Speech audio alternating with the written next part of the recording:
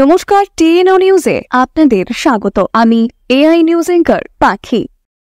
আসন্ন দুর্গোৎসবকে নিয়ে মানুষের মনের মধ্যে কত না পরিকল্পনার দানা বাঁধতে থাকে। দুর্গোৎসবের শুরুর আগে থেকেই বাজার হাটে ভিড় বাড়তে থাকে।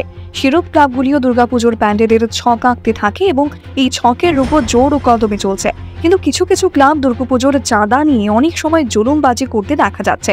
এরকমই এক ঘটনার বিবরণ পাওয়া যায় শিবনগর এলাকার এক পরিবারবর্গ থেকে। শিবনগরের বাসিন্দা ডক্টর প্রিয়া দাসু স্বামী ডক্টর প্রীতম দেবের পরিবারবর্গের সাথে উদীচী ক্লাবের সদস্যগণ উদ্যত আচরণ করেন বলে ওনারা জানান। গতকাল সকালবেলায় উদীচী ক্লাবের 5-6 জন সদস্য ডক্টর প্রিয়া দাসের বাড়ি বেল বাজাতে থাকলে ওনার শাশুড়ি গিয়ে গেট খোলেন এবং পুজোর চাঁদা দিতে বলাতে তিনি 500 টাকা ধরিয়ে দেন। এই টাকা দেখেই ক্লাবের সদস্যগণ বাজেভাবে বলে যে গত বছরে 1700 টাকা দেওয়া হয়েছিল, এবছর 1700 টাকা থেকে আরো বেশি দিতে হবে এবং 1500 টাকাও দিতে হবে, অর্থাৎ 3-4 হাজার টাকাও দিতে হবে। তখন বৃদ্ধ শাশুড়ি বলেন, এত টাকা তো পারবো না, এই টাকা নিয়ে যেতে।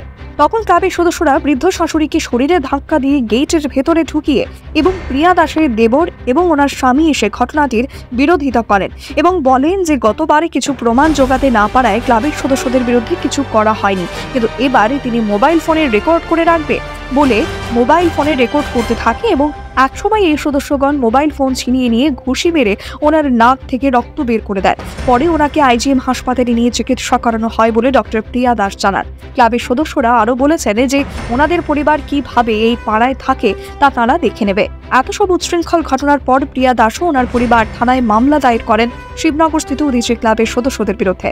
এবার রাজ্যে বন্যায় এত ক্ষয়ক্ষতি হওয়ার পর মুখ্যমন্ত্রী মহোদয় ক্লাব সামাজিক সংস্থাগুলিকে নির্দেশ দিয়েছিলেন জোরপূর্বক পুজোর চাঁদা কোনো পরিবার থেকে না নিতে। রাজ্যের মুখ্যমন্ত্রী মহোদয়ের এই বার্তার পরও এইভাবে উচ্ছৃঙ্খলতা করা, মারামারি, একজন বয়স্ক মহিলাকে ধাক্কা দেওয়া, এইগুলি কোনো সভ্য সমাজের পরিচায়ক হতে পারে না। তাই প্রশাসনকে এই বর্বরোচিত ঘটনার জন্য অবশ্যই এই দুষ্কৃতীদের উপযুক্ত শাস্তি দেওয়া উচিত, যাতে সমাজে কোনো প্রকার কুরুচির ঘটনার সৃষ্টি না হয়। এখনকার মতো সংবাদ এ পর্যন্তই। পরবর্তী নিউজ ও আপডেটস দেখার জন্য অবশ্যই চোখ রাখুন টিএনও নিউজের পর্দায়।